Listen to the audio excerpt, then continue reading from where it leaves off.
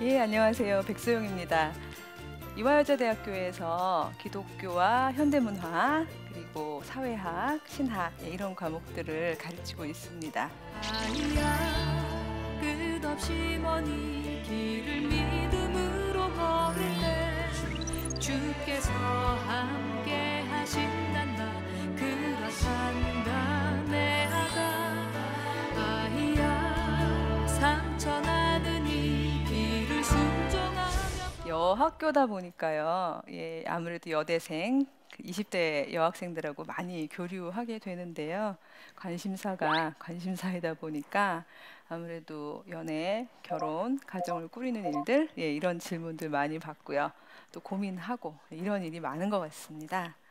그리고 특히 제가 사회학을 전공을 해서 그런지요. 그냥 개인적인 차원이 아니라, 그리고 또 신앙적인 차원도 함께 하지만 큰 사회 구조의 면에서 이렇게 고민을 하면서, 예, 저도 이 20대 이제 한창 막 새롭게 관계적인 공동체를 만들어 가려고는 이 친구들한테 어떤 조언을 할 수 있을까, 네, 그런 고민을 늘 많이 하게 됩니다.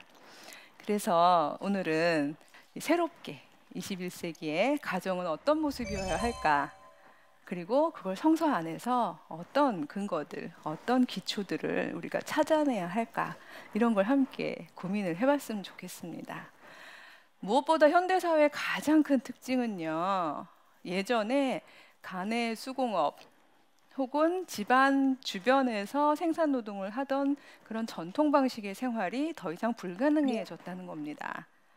그래서 많은 경우에, 특히 핵가족의 경우에 어느 한 가족 구성원이 생산 노동을 하는 동안에, 즉 돈을 버시는 동안에 다른 가족 구성원은 집 안에 있으면서 전적으로 아이를 돌봐야 하는 그런 구조로 저희의 가족이 구성이 되어 있습니다.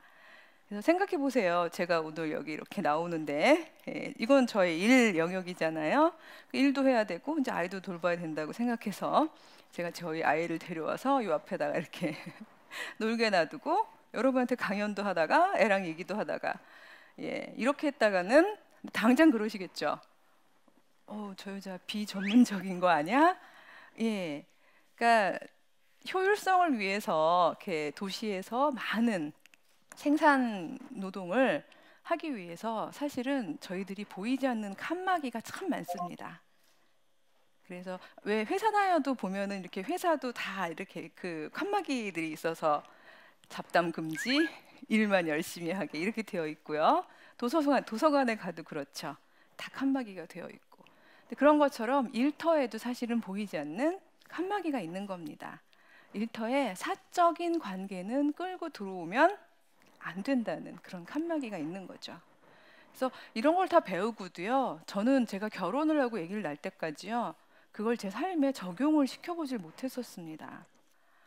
저는 어렸을 때부터 제일 하고 싶었던 게요. 세상에 내가 경험한 하나님을 설명하고 싶었습니다. 잘 설명하고 효과적으로 설명하고, 그래서 많은 사람들이 하나님을 알았으면 좋겠다. 그런 소망을 가졌었습니다. 그래서 신학을 했고 열심히 했고 또 잘했습니다. 그래서 사실 제가 졸업할 때요. 졸업하는 4천 명 중에 제가 1등으로 졸업을 했습니다. 예. 와, 해주셔서 고맙습니다. 왜냐하면 조금 있다가 이제 굉장히 극적인 대비가 일어나거든요. 근데 수석 졸업하는 학생한테는요, 명예가 주어지는데 졸업식 날 총장님 옆에 딱 서서요. 학교를 한 바퀴 이렇게 돌아서 졸업식장인 대강당으로 이렇게 올라갑니다.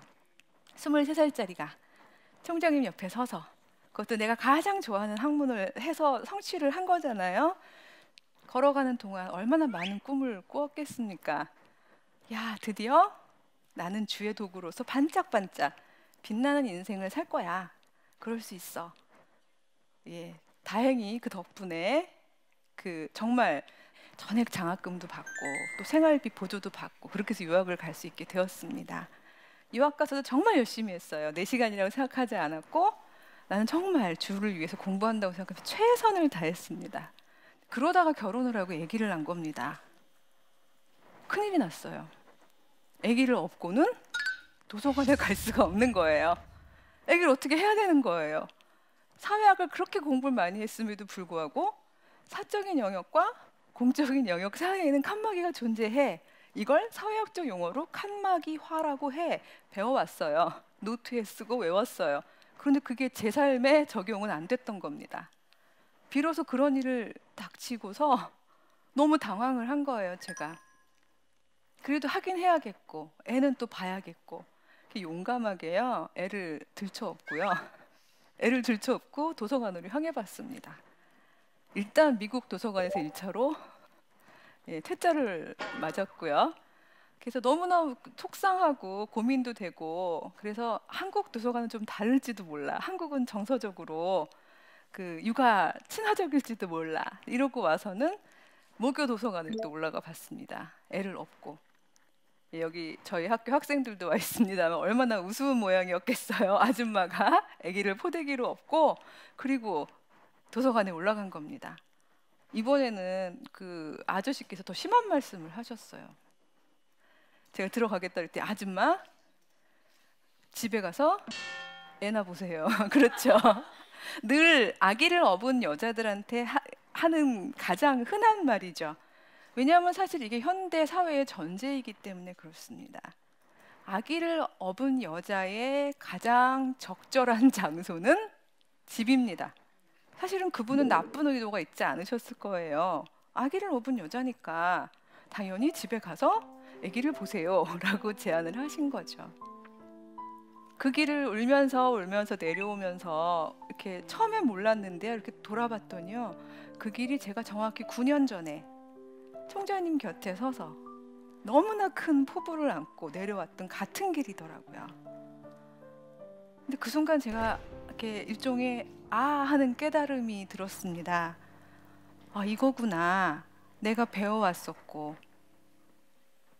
결국은 그렇게 많이 얘기를 해서 선배들이 결혼을 하지 않는 선택을 하고 아기를 낳지 않는 선택을 하고 아기를 낳고 나서도 친정엄마나 다른 대체 인력으로 온전히 아기를 맡겨버린 그 이유가 이런 엄청난 칸막이 때문이구나. 그런 생각을 비로소 울면서 내려오면서 했습니다. 그래서 그럼 나는 나를 찾기 위해서 이 아이를 누군가에게 맡겨야 할까? 저는 욕심 같았지만 참 그러고 싶지 않았습니다. 왜냐하면 너무 소중한 경험이었어요. 저는 비로소 아기 엄마가 되고 나서야 정말 하나님을 경험할 수 있었습니다. 그리고 정말 아기 낳아보신 어머님들은 아시겠지만 너무 작고 너무 연약한 생명이 온전히 저에게 의존하고 있는 상황이잖아요. 앉았어요. 왜냐하면 혹시 제가 졸다가 아기가 어떻게 될까 봐. 그러니까 정말 전 육아 경험이요, 너무 행복했어요. 제가 비로소 저는 그 전까진 제가 그렇게 관계할 수 있는 사람이라는 걸 잘 몰랐어요. 제가 관계성 안에서 그렇게 따뜻한 마음, 돌보는 마음이 있는 사람이라는 걸 몰랐어요. 근데 아기를 키우면서 그런 걸 배워나갔습니다. 아, 내가 관계적인 자아구나. 인간은 혼자서 살 수 없구나.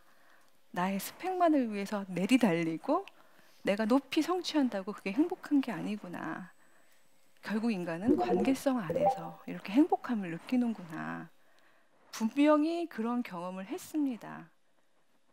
그러나 또 한편으로 저는 24시간 풀타임 관계만 하고 싶지는 않았습니다. 어떻게 인간이 계속해서 아기 엄마이기만 해요. 저는 한편으로는 저이고도 싶었어요. 제가 잘하면 신나는 바로 그 일, 공부, 그걸 통해서 제가 배운 거, 제가 느낀 걸 학생들한테도 전하고 세상에 전하는 일, 그것도 하고 싶었거든요. 근데 그 일을 할 방법이 없는 거예요. 그래서 저는 제가 의도치 않게 8년을 전업주부로 지냈었습니다. 그러나 저는 바꾸고 싶지 않은 그런 좋은 육아 경험이긴 했었어요. 그럼에도 불구하고 저는 저에게 찾아오는 20대 꽃 같고 예쁜 저의 아이들에게, 저의 학생들에게 똑같은 일을 반복하라고 하기에는 너무 가슴이 아프더라고요. 그렇다고 애 낳아 보니까 힘들더라. 너는 그냥 골드미스 해라. 요즘에 그게 대세다. 이러고 싶지도 않았습니다. 왜냐하면 아기를 낳아서 길러보는 그 경험이 주는 그 풍부함과 그 신앙적 깊이를 제가 경험을 했거든요. 그래서 본의 아니게 저도 모르게 욕심 많은, 엄마들 대부분 그러시죠, 욕심 많게. 네 일도 해서 성공하고 아기도 잘 낳아라, 잘 낳아서 키워라 하는 슈퍼맘이 되거라, 이런 주장을 저도 모르게 자꾸 조언이랍시고 하게 되는 그런 저를 발견하게 됩니다. 근데 제가 한 가지 그러면서도 안타까운 건요, 교회가 조금만 도와주면, 사회가 조금만 도와주면, 그리고 여러 공동체들이 조금만 도와주면 사실은 지금 막 가정을 꾸리고 아기를 낳고 새롭게 공동체를 만들어가는 그 젊은 사람들이 저와 같은 어려움을 겪지 않아도 될 텐데, 조금 더 행복하게 가정을 꾸려나갈 수 있을 텐데, 그런 아쉬움이 또한 한편으로는 있기도 합니다. 왜냐? 인간이 하나님의 형상으로 지음을 받았거든요. 성경에 보면 하나님의 형상대로 지음받은 건 남자만이 아니거든요. 남자도 여자도 똑같이 하나님의 형상으로 지음받았다고 하죠. 근데 저는 신학자로서 하나님의 형상대로 지음받았다는 걸요, 세 가지 차원으로 이해를 합니다. 첫째, 창조적인 자아. 저희는 하나님을 닮아서요, 내가 할 수 있는 무언가를 막 표현해낼 때 비로소 살아있는 걸 느끼고 행복하고 만족해 합니다. 시를 쓰기도 하고요, 음악을 하기도 하고요, 그렇죠? 그림을 그려내기도 하고요, 연극을 하기도 하고요. 내가 할 수 있는 무언가를 막 해낼 때 우리는 비로소 내가 살아있구나, 살아있어서 행복하구나 하는 그런 마음을 갖게 됩니다. 둘째, 관계적 자아. 우리는 한편 혼자서 이렇게 계속 나만 만들어낸다고 행복해하지는 않는 존재인 것 같습니다. 하나님도 어쩌면 관계하고 싶으셔서 피조물들을 만드셨을지도 모릅니다. 우리를 사랑하고 싶으셔서 인간을 지어내신 게 아닐까, 그런 생각을 합니다. 그래서 인간은 또한 한편으로 관계적 자아를 포기하면 안 된다는 생각이 듭니다. 그리고 또 하나 제가 생각하는 주체적 자아예요. 누군가에 의해서 좌우되는 게 아니라 나 스스로를 내가 내 삶의 주인이 되어서, 물론 하나님 안에서 그렇게 나를 만들어 나가는 그런 주체적 자아. 그게 저는 여자도 남자도 사실은 창조적이고 관계적이고 주체적인 한 인간으로서 살아갈 소명이 있다고, 사명이 있다고 그렇게 생각을 합니다. 하나님이 그렇게 지어내셨기 때문에요. 그런데 현대의 가족 구조는요, 그게 쉽지 않게 되어 있습니다. 오죽하면 아빠는 왜? 이런 시가 나왔겠어요. 여러분들 다 아시죠? 한 4년 전쯤에 인터넷을 뜨겁게 달궜던 시입니다. 초등학교 2학년 여학생이 썼잖아요. 엄마가 있어서 좋다, 나를 사랑해 주어서. 냉장고가 있어서 좋다, 나에게 먹을 것을 주어서. 강아지가 있어서 좋다, 나랑 놀아주어서. 아빠는 왜 있는지 모르겠다. 정말 그 시가 나왔을 때요, 아버님들이요 막 댓글을 무한히 다셨어요. 얼마나 속상하시겠어요. 근데 그 중에 한 아버님이 정말 전국을 찌르는 댓글을 달아주셨습니다. 아가야, 너에게 엄마와 냉장고와 강아지를 있게 한 사람이 바로 나란다. 그렇게 달아주셨거든요. 맞습니다. 아버님들은요, 그 아이에게 행복한 가정을 만들어주시기 위해서 밖에서 쉼없이 달리십니다. 퇴근하실 겨를도 없이. 한편 엄마는 관계적 자아는 24시간 풀타임 하시는데요, 뭐 창조적 자아, 그 길이 막히니까 결국 아이를 창조해 보려는 엄청난 욕구까지 가지게 되시는 중인데, 그 엄마가 잃어버리는 것은요, 그 주체적 자아와 창조적 자아를 또 잃어버리시는 겁니다. 풀타임 24시간 관계만 하고 계시는 중이에요. 그러니까 역시 또 만족함이 없으시고요.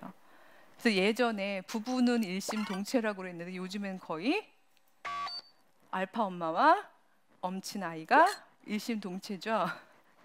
그래서 모든 스케줄이 엄마와 아이의 스케줄이 같습니다. 그래서 어디 아이가 주체적 자아를 만들 기회나 있겠습니까? 늘 엄마에게 물어보고요. 이런 아이가 되겠죠. 사실은 이런 방식의 가족이라면 엄마도 아빠도 그리고 거기서 자라나는 아이들도 하나님이 원래 지어놓으신 그런 통전적인 인간성, 그러니까 하나의 그 아름답게 균형과 조화를 이루고 있는 그런 인간성을 만들어 나가기 참 어려운 그런 현실입니다. 저는 그래서 이런 모습들을 보면서 어떻게 가정 담론이나 혹은 가정에 대한 실천이나 이런 것들이 어떻게 조금 더 건설적으로 바뀔 수 있을까? 계속 우리도 역할 분담해서 그게 하나님의 뜻이야 이렇게 얘기하고 그냥 그대로 그걸 놔둬야만 할까? 이런 고민을 전 많이 했습니다. 왜냐하면 그걸 그대로 주장하게 되면요, 제가 열심히 키워왔던 길러왔던 그 많은 여학생들이요, 반짝반짝 빛났고 뭔가 할 수 있는 일들이 있었고 자기 주장이 있었던 그 아이들을요 온전히 사적 영역에 놓고 너희는 풀타임 아내를 하고 풀타임 엄마를 하렴 이렇게 얘기해야 되는 상황이 되잖아요. 정말 기도하면서 성경을 뒤지고 읽고 고민하고 무릎을 꿇고 기도하는 가운데에 한 가지 주신 깨달음이 뭐였냐면요, 아하, 가정도 하나의 교회구나. 가장 작은 단위의 교회구나. 에클레시아구나. 그 마태복음에 보면 예수님께서 그렇게 말씀을 하십니다. 두세 사람이 내 이름으로 모인 그곳에 내가 너희와 함께 하겠다. 크리스찬 가정이라면 두 사람이면 누구랑 누구죠? 남편과 아내. 세 사람이면 아이까지 포함해서, 요즘에는 핵가족이 아이가 하나나 둘 밖에 안 되잖아요. 그렇게 그리스도의 이름으로 모인 두세 사람, 그곳에 주님께서 가장 되어 주신다면, 함께 해주신다면 거기가 교회구나, 그런 생각이 들었습니다. 그러면서 성경 안에서 교회 공동체 안에서 구성원들이 어떻게 행동해야 되는가를 그려놓은 것들을 열심히 찾아서 읽기 시작했습니다. 성경은 교회에 대해서 뭐라고 했나? 교회 안의 구성원들은 어떻게 살라 했나? 놀라운 발견은요, 사도 바울이 교회에 대해서 쓰면서 가장 많이 쓴 단어가요, 서로가 함께 라는 단어입니다. 원어로요, 좀 어렵지만 알아두시면 좋잖아요. 카이 알렐론, 이렇게 얘기를 해요. 서로가 함께. 서로가 함께 인내하십시오. 서로가 함께 짐을 져주십시오. 서로가 함께 사랑하십시오. 서로가 함께 베푸십시오. 그러니까 절대로요, 예를 들어서 아내는 남편을 위해서 양보하십시오.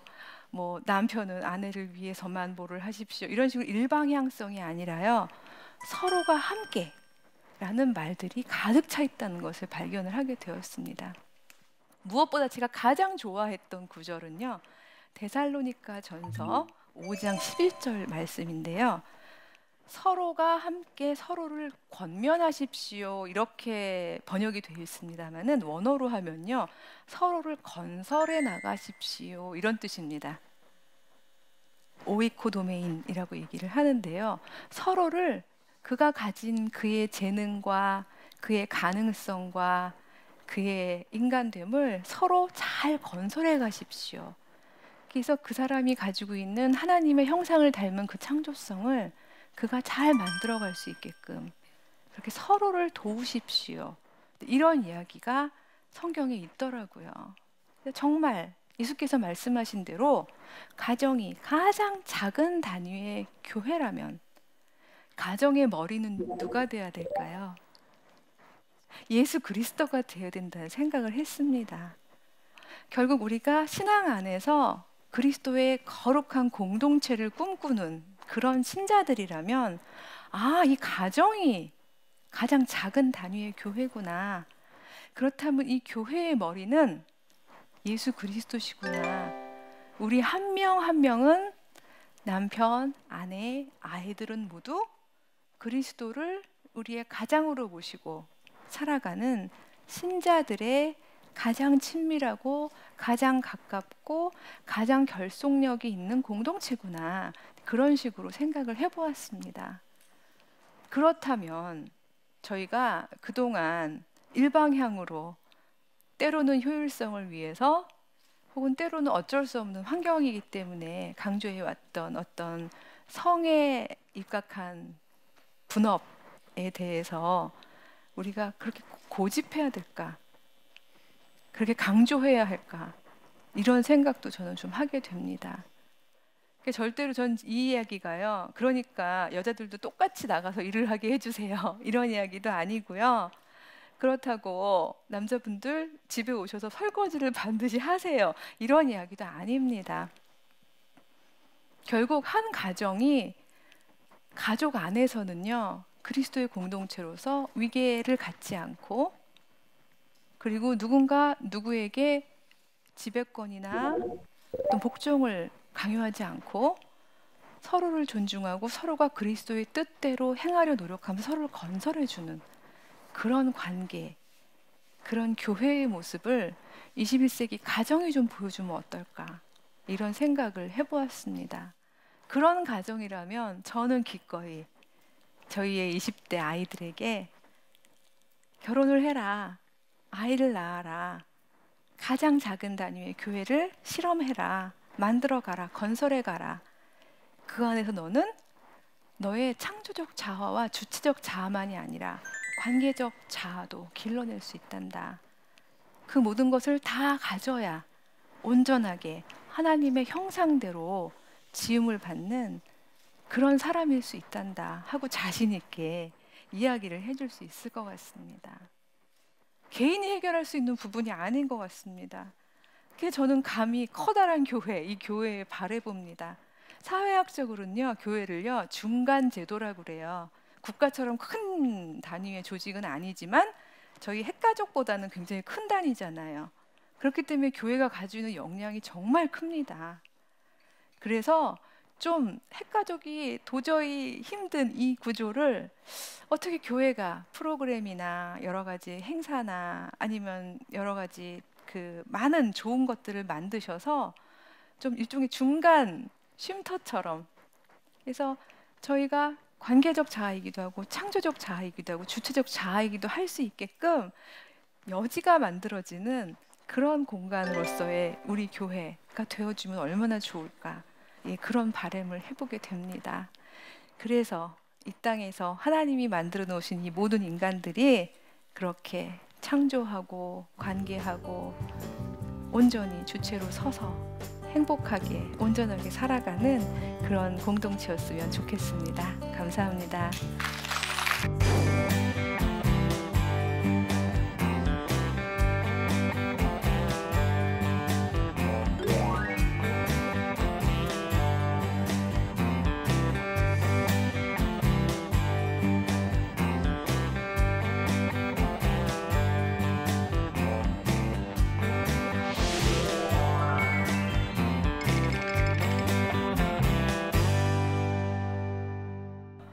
가정과 일에서 힘들어하는 딸 어떻게 조언해주면 좋을까요?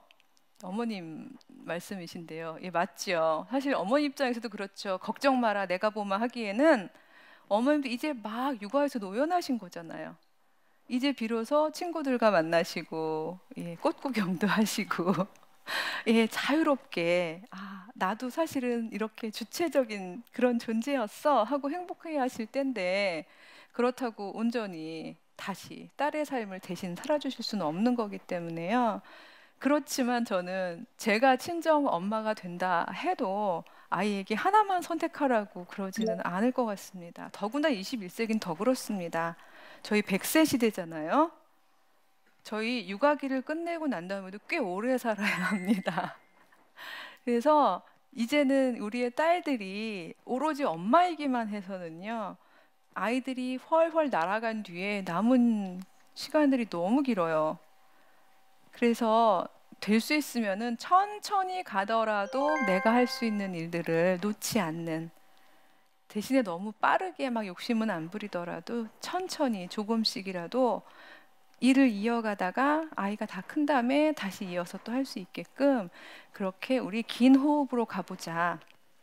길게 생각하자.